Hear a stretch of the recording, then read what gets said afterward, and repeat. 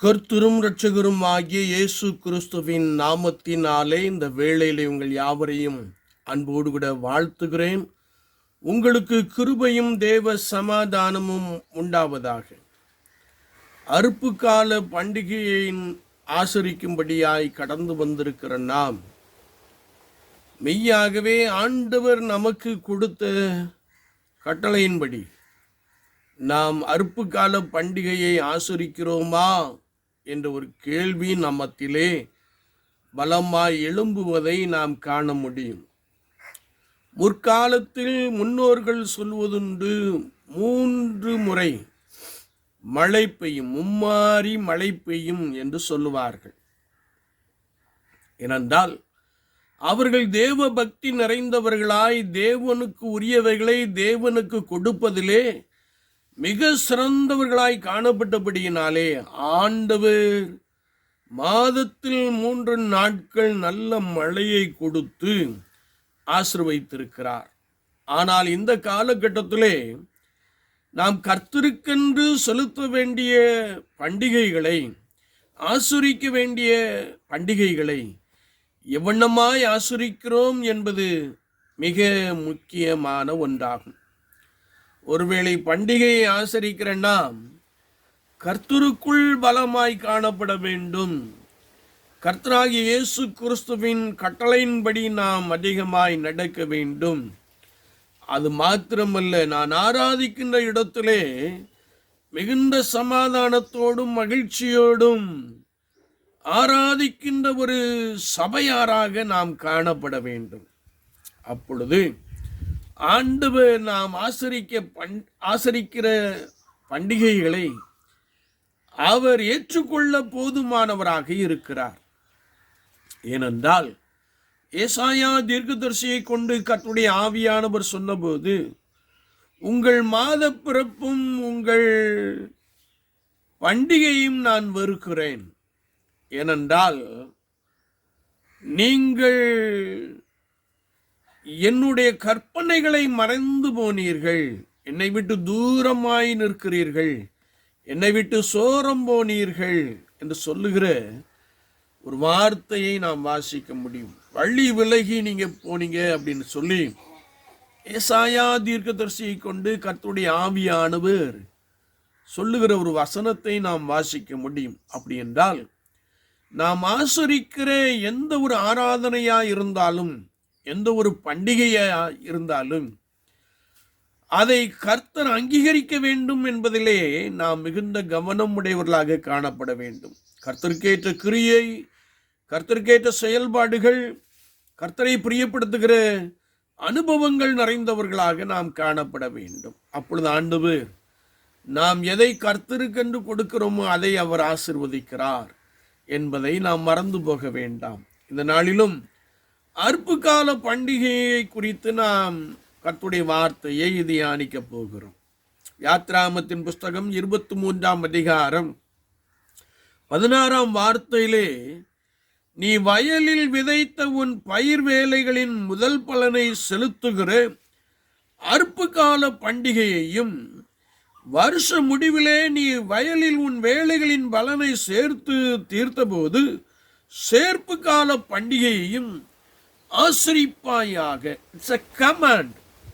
நாம் இதை கட்டாயம் ஆசரிக்க வேண்டும் என்பதை குறித்து பரிசுத்த வேதாமத்திலே தெளிவாய் அறிந்து கொள்ள முடியும். ஆண்டவருடைய வார்த்தை சொல்லுகிறது, நீ வயலில் விதைத்த உன் பயிர் வேலைகளின் முதற் பலனை செலுத்துகிற அறுப்பு கால பண்டிகை. முதற் பலன் அது கர்த்தருக்குரியது, அது கர்த்தருடைய ஆலயத்திற்கு கொண்டு வர வேண்டும் என்பதை குறித்து வசனத்திலே நாம் தெளிவாய் வாசிக்கிறோம். ஏனென்றால் வழியில் உன்னை காக்கிறதற்கும், நான் ஆயத்தம் பண்ணின ஸ்தானத்திற்கு கொண்டு போய் சேர்க்கிறதற்கும், இதோ நான் ஒரு தூதனை உனக்கு முன்னே அனுப்புகிறேன், அவர் சமூகத்தில் எச்சரிக்கையாய் இருந்து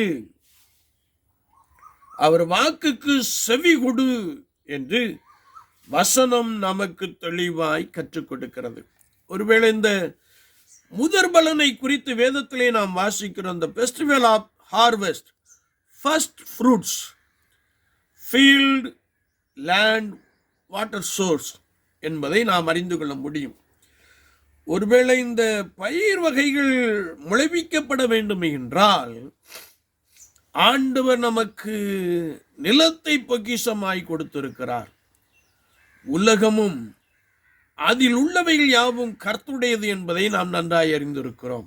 ஆண்டவர் லேண்ட் என்னும் சோர்ஸை கொடுத்திருக்கிறார், வாட்டர் என்னும் சோர்ஸை கொடுத்திருக்கிறார். இந்த பயிர்கள் எல்லாம் நன்றாய் விளைவதற்காக சூரியன் என்னும் ஒரு சோர்ஸையும் ஆண்டவர் நமக்கு ஏற்படுத்தி கொடுத்திருக்கிறார். எனவே the first fruits harvest festival, அறுப்பு கால பண்டிகை. The festival of ingathering, end of the year, வருஷ கடைசியில நாம் சேர்க்கிறது சேர்ப்பு கால பண்டிகை என்பதை குறித்து வசனம் நமக்கு ஆழமாய் கற்றுக் கொடுக்கிறது. எனவே இதை நான் கர்த்தருடைய ஆலயத்திற்கு கொண்டு வர வேண்டும். அது மாத்திரமல்ல, உங்கள் தேவனாகிய கர்த்தரையே சேவிக்க கடவீர்கள். அவர் அப்பத்தையும் தண்ணீரையும் ஆசிர்வதிப்பார், வியாதியை உன்னிலிருந்து விலக்குவார், கற்பம் விழுகிறதும் இல்லை, மலடு உன் தேசத்தில் இருப்பதில்லை, என் ஆயுசு நாட்களை பூரணப்படுத்துவேன் என்று சொல்லுகிறார். என்னை கேட்டுக்கொண்டு இருக்கிற என் அன்பு தெய்வ ஜனமே, ஆண்டவர் உங்களுக்கு கொடுத்ததில் முதல் பலனை நீங்கள் கர்த்தருடைய ஆலயத்திற்கு கொண்டு வருகின்ற பொழுது அவர் உங்களை ஆசீர்வதிக்கிறார். வேதம் சொல்லுகிறது, அவர் தருகின்ற ஆசீர்வாதத்தோட கூட அவர் வேதனையை கூட்ட மாட்டார் என்று வார்த்தை நமக்கு தெளிவாய் கற்றுக் கொடுக்கிறது. ஆண்டவர் நமக்கு எதை விளையச் செய்தாரோ அதிலே முதல் பலனை நான் கர்த்தருக்கென்று கொண்டு கொடுக்க வேண்டும். அப்பொழுது நீ விருத்தி அடைவா என்று வேதம் சொல்லுகிறது. அது மாத்திரமல்ல, கர்த்தர் உன் கைகளின் பிரயாசங்கள் எல்லாவற்றையும் ஆசீர்வதிக்க போதுமானவராக இருக்கிறார். நீ கையிட்டு செய்கிற எல்லாவற்றையும் கர்த்தர் ஆசீர்வாதத்தையும் நிறைவையும் உண்டு பண்ண அவர் போதுமானவராக இருக்கிறார் என்பதை வேத வாக்கியத்தின் மூலமாக நாம் தெளிவாய் அறிந்து கொள்ள முடியும். அது மாத்திரமல்ல, உபாகமத்தின் புஸ்தகம் 12ஆம் அதிகாரத்தை நாம் திருப்பிக் கொள்ளுகின்ற பொழுது 11ஆம் வார்த்தை சொல்லுகிறது, உன் தேவனாகிய கர்த்தர் தமது நாமம் விளங்கும்படி தெரிந்து கொள்ளும் ஒரு இடம் உண்டாயிருக்கும். அங்கே நீங்கள் நான் உங்களுக்கு கட்டளையிட்ட யாவையும், உங்கள் சர்வாங்க தகன பலியையும், உங்கள் பலிகளையும், உங்கள் தசம பாகங்களையும், உங்கள் கையெடுத்து படைக்கும் படைப்புகளையும், நீங்கள் கர்த்தருக்கு நேர்ந்து கொள்ளும் விசேஷித்த எல்லா பொருத்தனைகளையும் கொண்டு வந்து என்று கர்த்தருடைய வார்த்தையிலே நாம் தெளிவாய் வாசிக்கிறோம். இந்த முதற் பலன் அல்லது தசம பாகம் இவற்றை நான் கர்த்தருடைய ஆலயத்திற்கு கொண்டு வர வேண்டும். 13ஆம் வார்த்தையிலே வாசிக்கிறோம், கண்ட இடமெல்லாம் நீ உன் சர்வாங்க தகன பலிகளை இடாதபடிக்கு எச்சரிக்கையாயிரு என்று வேதம் சொல்லுகிறது. ஒருவேளை நான் அதை ஆண்டவர் நமக்கு கொடுத்த பரிசுத்த ஆலயத்திற்கு கொண்டு வர வேண்டும். நம்ம இஷ்டத்திற்கு யாருக்கும் கொடுத்து விடக்கூடாது. அல்லது வேற ஸ்தலத்திற்கு நான் சென்று இந்த படைப்புகளை நேர்ந்து கொண்டவைகளை நான் படைக்கலாகாது என்பதை குறித்து வசனம் நமக்கு ஆழமாய் கற்றுக் கொடுக்கிறது. ஒருவேளை ஆண்டவர் நமக்கு கொடுத்திருக்கிற ஆலயத்திற்கு கொண்டு வர வேண்டும். எனவேதான் மல்கியா தீர்க்கதரிசி சொல்லுகிறார், மனிதன் தேவனை வஞ்சிக்கலாமா? மனிதன் தேவனை எதனால் வஞ்சிக்கிறான்? தசம பாகங்களிலும் காணிக்கைகளினாலே என்ற ஒரு வார்த்தையை நாம் வாசிக்க முடியும். ஆலயத்திலே ஆகாரம் உண்டாயிருக்கும்படி தசம பாகங்களை எல்லாம் பண்டசாலைக்கு கொண்டு வாருங்கள் என்ற ஒரு வார்த்தையை மல்கியா தீர்க்கதரிசி சொல்லுகிறார். அப்படி நீங்கள் கொண்டு வருகின்ற பொழுது நான் உங்களை ஆசீர்வதிப்பேனோ ஆசீர்வதிக்க மாட்டேனோ என்று சொல்லி அதனால என்னை சோதித்து பாருங்கள் என்று சொல்லுகிற ஒரு வார்த்தையை நாம் தெளிவாய் வாசிக்க முடியும். அப்படி என்றால் முதற் பலன் அது கர்த்தருடைய ஆலயத்திற்கு கொண்டு வர வேண்டும், முழு மனதோடு கூட கொண்டு வர வேண்டும். ஒருவேளை நாம் காயின் ஆபேல் என்பவர்கள் என்ற இருவரும் படைத்த காணிக்கைகளை குறித்து நாம் வேதத்திலே பார்க்கிறோம். ஆபேல் முதல் தரமான கடாவை ஆண்டவருக்கென்று கொண்டு வந்தான் என்று வேதம் சொல்லுகிறது. காயின் ஆண்டவருக்கென்று காணிக்கை கொண்டு வந்தான். ஆனால் ஆபேல் முழு இருதயத்தோடு கூட கர்த்தருக்கு கொண்டு வந்தான். காயின் அப்படி கொண்டு வரவில்லை. எனவேதான் கர்த்தர் ஆபேலின் காணிக்கையை அங்கீகரித்தார் என்று வேதம் சொல்லுகிறது. நான் முதற் பலனை கொண்டு வருகின்ற பொழுது என்னுடைய இருதயம் மகிழ்ச்சியினாலே பொங்க வேண்டும், கர்த்தர் இதை எனக்கு வாய்க்க பண்ணினார் என்று சொல்ல வேண்டும்.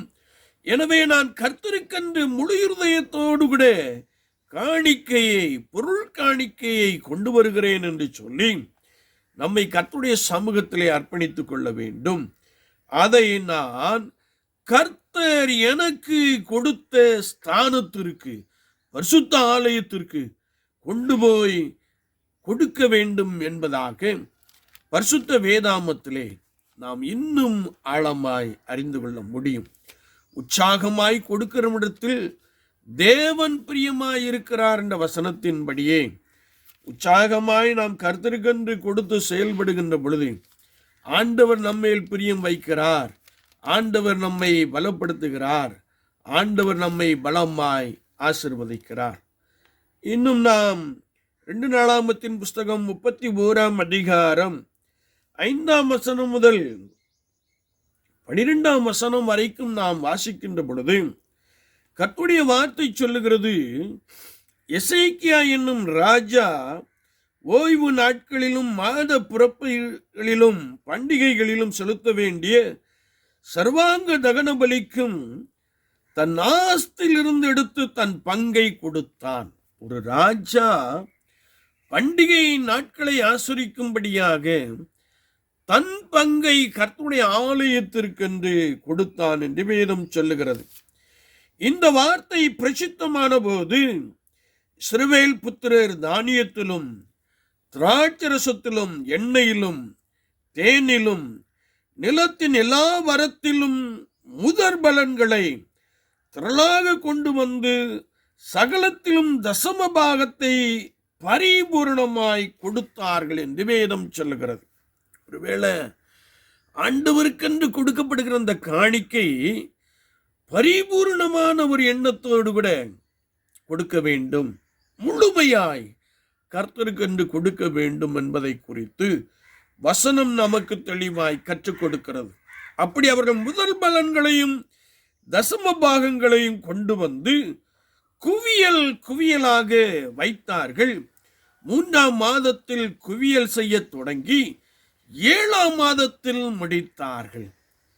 என்னை கேட்டுக்கொண்டிருக்கிற என் அன்பு சகோதரனே, சகோதரியே, ஆண்டவருக்கென்று பரிபூரணமாய் கொண்டு வந்த அனுபவத்திலே இஸ்ரவேல் சபையார் ஒருவேளை வார்த்தை சொல்லுகிறது 3ஆம் மாதத்தில் அவர்கள் கொடுக்க ஆரம்பித்தார்கள், 7ஆம் மாதத்தும் முடிவு வரைக்கும் கொடுத்தார்கள்.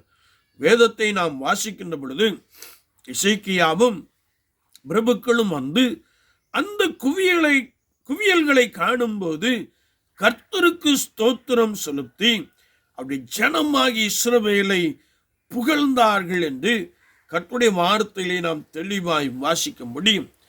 என்னை கேட்டுக்கொண்டு இருக்கிற என் அன்பு தெய்வ ஜனமே, இஸ்ரவேல் சபையார், இஸ்ரவேல் புத்திரர்கள் கர்த்தருக்கென்று இந்த காணிக்கையை கர்த்தருடைய ஆலயத்திற்கு கொண்டு வர தொடங்கினது முதல் நாங்கள் சாப்பிட்டு திருப்தி அடைந்தோம், இன்னும் மிச்சமும் இருக்கிறது.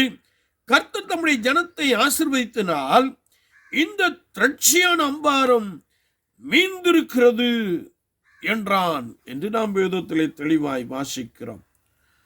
ஒருவேளை விசுவாச வாழ்க்கையில நான் கர்த்தருக்கென்று இவைகளை கொடுக்கின்ற பொழுது கர்த்தர் நம்முடைய வாழ்க்கையிலே ஒரு திருப்தியான ஒரு அனுபவத்தை கொடுக்கிறார். ஆசீர்வாதமான ஒரு அனுபவத்தை கொடுக்கிறார். வேதத்தை நாம் தொடர்ந்து வாசிக்கின்ற பொழுது கர்த்தருடைய வசனம் சொல்லுகிறது, அவைகளிலே காணிக்கைகளையும் தசம பாகத்தையும் பரிசுத்தம் பண்ணப்பட்டவைகளையும் உண்மையாய் எடுத்து வைத்தார்கள். இந்த காலகட்டத்திலே நாம் அறுப்பின் பண்டிகை அல்லது சேர்ப்பின் பண்டிகையை நாம் பார்க்கின்ற பொழுது கிட்டத்தட்ட 100 மூட வத்தல் விளைந்திருக்கும்.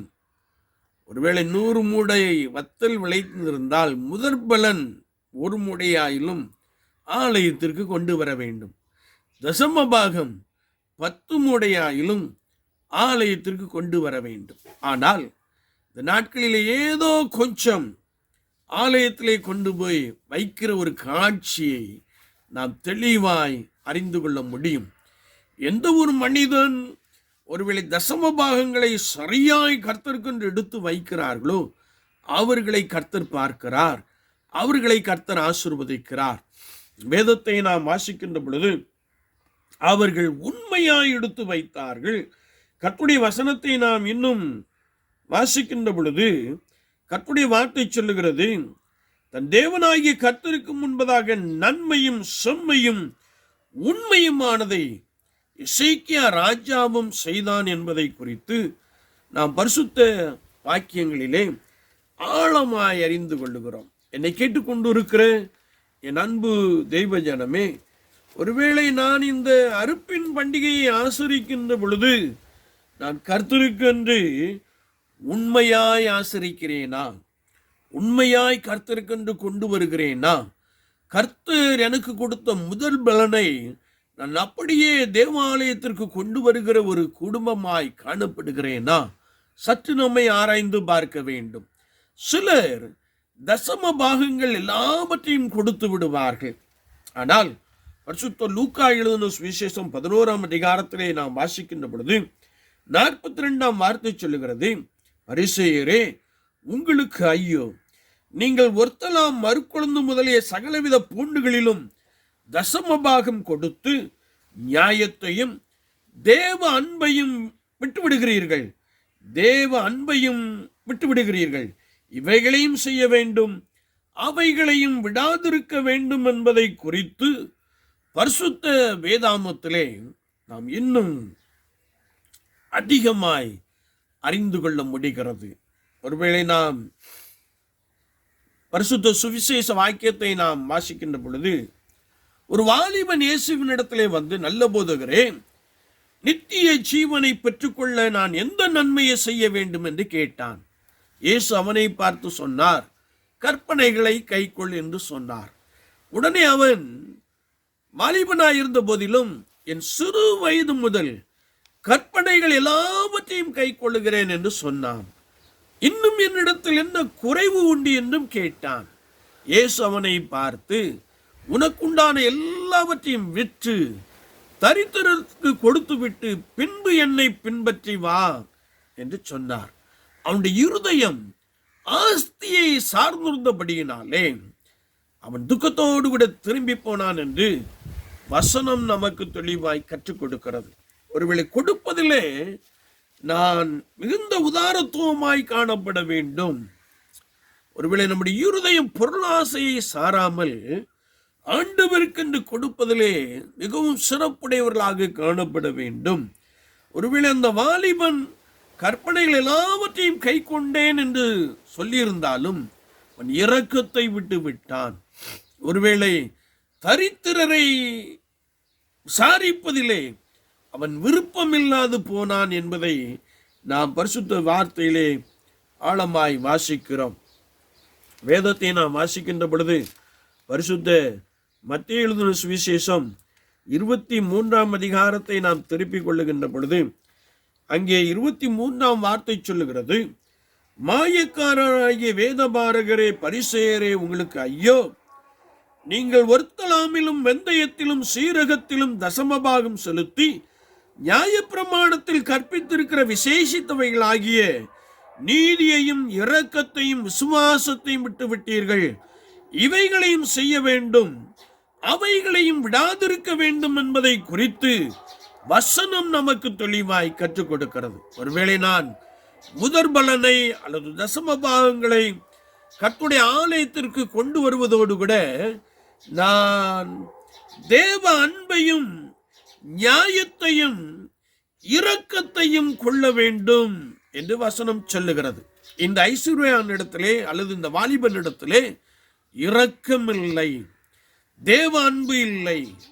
தேவ அன்பு இருக்குமே என்றால் அவன் தாராளமாய் கொடுக்கிற ஒரு மனிதனாக மாறி இருந்திருப்பான். எனவே இந்த அறுப்பின் பண்டிகையை ஆசரிக்கிற நாம் கர்த்தருக்கென்று கொடுப்பதிலே பரிபூர்ணமாய் காணப்படுவோம். முழு இருதயத்தோடு கூட கொண்டு வருவோம். அது மாத்திரமல்ல, கர்த்தருடைய வசனத்தை நாம் வாசிக்கின்ற பொழுது ஆண்டவருக்கென்று நாம் கொடுப்பது மாத்திரமல்ல, ஒருவேளை நாம் நம்மோடு கூட வாழ்ந்து கொண்டிருக்கிற எல்லார் மீதும் அன்பு கூறுகிறவர்களாக காணப்பட வேண்டும் என்பதை குறித்து வசனம் நமக்கு தெளிவாய் கற்றுக் கொடுக்கிறது. தசம பாகத்தை கொடுத்து நியாயத்தையும் தேவ அன்பையும் நீதியையும் இரக்கத்தையும் நாம் உடையவர்களாக காணப்பட வேண்டும். அல்லது அர்ப்பின் பண்டிகையை ஆசரிக்கிற நாம் கர்த்தருக்கு கொண்டு வருகிற பொருள் காணிக்கையை உற்சாகமாய் கொண்டு வருகிறோம். அவைகளை அப்படி கொண்டு வர வேண்டும். அதே நேரத்திலே ஒன்றுமில்லாத ஜனங்கள் மீது அன்பு, நியாயம், இரக்கம், விசுவாசம், ஆண்டவர் மீது விசுவாசம், இவற்றையும் நான் பெற்றிருக்க வேண்டும் என்பதை குறித்து வசனம் நமக்கு தெளிவாய் கற்றுக் கொடுக்கிறது. ஒருவேளை இந்த அன்பு, நியாயம், இரக்கம் இல்லை என்றால் நான் கர்த்தருக்கு கொண்டு வருகின்ற காணிக்கையை கர்த்தர் அங்கீகரிப்பதில்லை என்பதை நாம் இந்த வசனங்கள் மூலமாக தெளிவாய் கற்றுக்கொள்ளுகிறோம். இன்னுமாக நாம் 2 கொரிந்தியர் 8ஆம் அதிகாரத்தை நாம் வாசிக்கின்ற பொழுது கர்த்தருடைய வார்த்தை சொல்லுகிறது, மக்கெதோனியா நாட்டு சபையார் மிகுந்த உபத்திரவத்தினாலே சோதிக்கப்படுகையில் கொடிய தரித்திரமுடையவர்களாய் இருந்தும் தங்கள் பரிபூரண சந்தோஷத்தினாலே உதாரத்துவமாய் கொடுத்தார்கள்.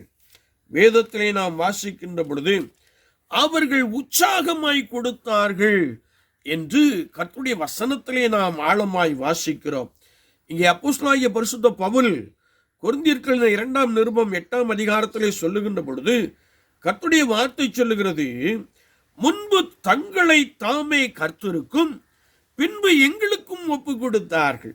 என்னை கேட்டுக்கொண்டு இருக்கிற என் அன்பு சகோதரனே, சகோதரியே, நீ ஒருவேளை உற்சாகமாய் கர்த்தருக்கென்று முதல் பலனை கொண்டு வரலாம். அர்ப்பின் பண்டிகை, சேர்ப்பின் பண்டிகையை மிகுந்த உற்சாகத்தோடு கூட நீங்கள் ஆசரிக்கலாம். ஆனால் எல்லாவற்றையும் ஆசரிக்க வேண்டும்.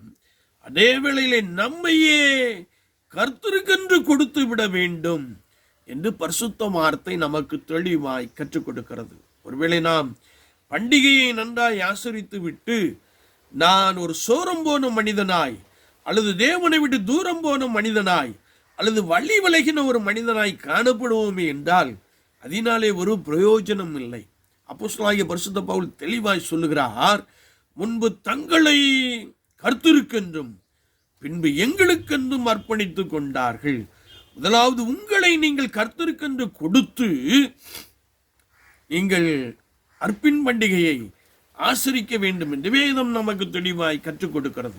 நாம் வாசிக்க கேட்ட தேவ அன்பை விட்டுவிடக்கூடாது என்ற வசனத்தின்படியே நான் கர்த்தருக்கென்று எந்த ஒரு காணிக்கை கொண்டு வந்தாலும் அன்பு நிறைந்தவர்களாக காணப்பட வேண்டும். எனவேதான் இயேசுவானவர் ஒரு விசை சொன்னார், நீ காணிக்கை செலுத்த வருகின்ற பொழுது உன் சகோதரன் பேரில் உனக்கு குறைவு உண்டு என்று நீ அங்கே நினைவு கூறுவாயானால் உன் காணிக்கையை பலிபீடத்தின் மேல் வைத்து விட்டு முன்பு போய் உன் சகோதரனோடு ஒப்புரவாகி விட்டு பின்பு வந்து காணிக்கையை செலுத்து என்று சொல்லுகிற ஒரு வார்த்தையை நாம் தெளிவாய் அறிந்திருக்கிறோம்.